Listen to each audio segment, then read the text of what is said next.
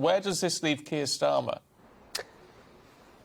In a really, really tricky position and with lots more questions to answer, and I think questions also about whether he's been entirely clear and honest over the last couple of months. You're right, it does seem that his kind of defence about what happened on that night back in April of last year does seem to be crumbling somewhat. As you say, the Mail on Sunday's got a hold of a memo which entirely gives the impression that rather there's been a spontaneous kind of let's call in some curry because we're working really late and we're quite hungry, that it was a pre-planned event.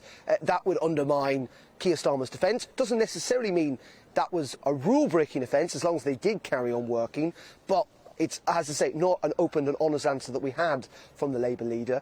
But in the second part, what I just said is that Keir Starmer went on to argue that they did carry on working, and that would justify that meal under the current rule or the rules back then. But apparently, we don't know this for certain, but apparently there may be members of the Labour Party, others who were at that function or that meeting that night, who said that actually when the curry and the beers were consumed, no work did continue.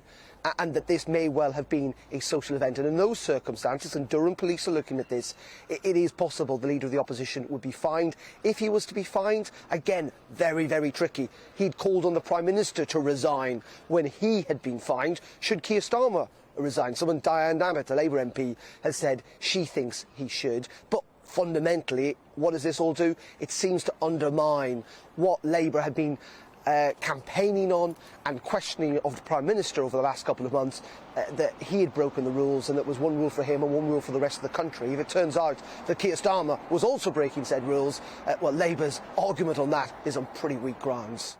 Welcome to the GB News YouTube channel. You can watch us live 24 hours a day, catch up on your favourite shows and join in the conversation in the comments below.